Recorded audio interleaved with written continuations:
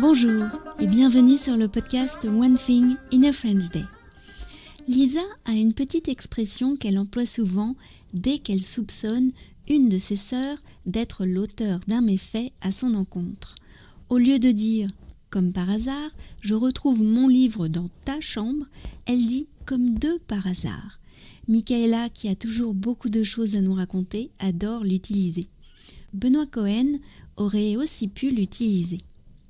Je m'appelle Laetitia, je suis française, j'habite près de Paris et je vous raconte au travers de ce podcast un petit bout de ma journée. Abonnez-vous pour recevoir le texte du podcast ou plus, comme les notes, les tournures de phrases utiles, les conjugaisons au subjonctif ou encore les photos sur onethinginafrenchday.com. Aujourd'hui, mercredi 10 mars 2021, cet épisode, le numéro 1962, s'intitule « Je lis Benoît Cohen et tout à coup ». En ce moment, je lis le livre Yellow Cab que Benoît Cohen a écrit entre 2015 et 2016. Il est réalisateur et il est parti vivre à New York avec sa femme, elle-même réalisatrice, et ses enfants.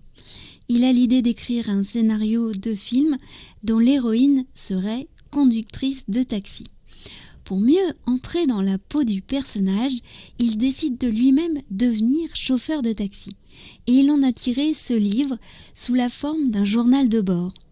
Ce livre me plaît beaucoup, car il raconte son quotidien, mais parle aussi de cinéma, de son projet en cours, et surtout, il décrit les clients qui montent dans son taxi. Je vous en conseille vivement la lecture pour devenir un as de la description en quelques mots. Et puis, comme les plus bavards des clients parlent de leur vie, c'est une mine d'or de petites phrases utiles. Justement, hier soir, Benoît Cohen reprend un couple de trentenaires qu'il a pris à peine une heure plus tôt. Incroyable, dit-il, la probabilité de tomber sur les mêmes personnes, même en 10 ans de service, est quasiment nulle. Eh bien, comme de par hasard, ça m'est beaucoup arrivé à moi aussi ces derniers temps. D'abord, il y a eu Mélanie Thierry, même si ce n'était pas des rencontres en chair et en os. Puis, un soir de balade dans le quartier, je croise mon amie Mariam, place de l'Europe, à l'allée. Comme par hasard, nous nous croisons à nouveau au retour de ma promenade. On a bien ri.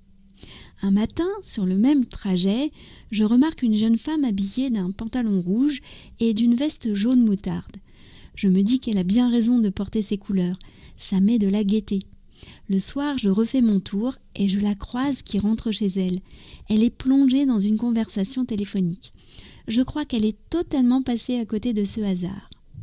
Ce même soir, je croise le coureur au chewing-gum, un homme d'une trentaine d'années qui me fait penser à un joueur de foot brésilien parce qu'il est très brun, à la pommade et les cheveux qui tombent en boucle. Il court à un très bon rythme et avec une sorte de souplesse. Je pense que c'est parce qu'il écoute de la musique dans son casque. Et il mâche un chewing-gum. Il a l'air de faire ses tours sans effort. Eh bien, comme par hasard, je l'avais vu le dimanche précédent en me promenant à vélo avec Mariam sur les quais de la Seine vers le pont de Bezons. Il était assis au soleil, son casque sur les oreilles, son chewing-gum dans la bouche. Il avait l'air tellement cool. J'avais envie de descendre de vélo et de lui dire « Vous savez, on se croise souvent le soir, comme de par hasard. » One Thing in a French Day, c'est fini pour aujourd'hui.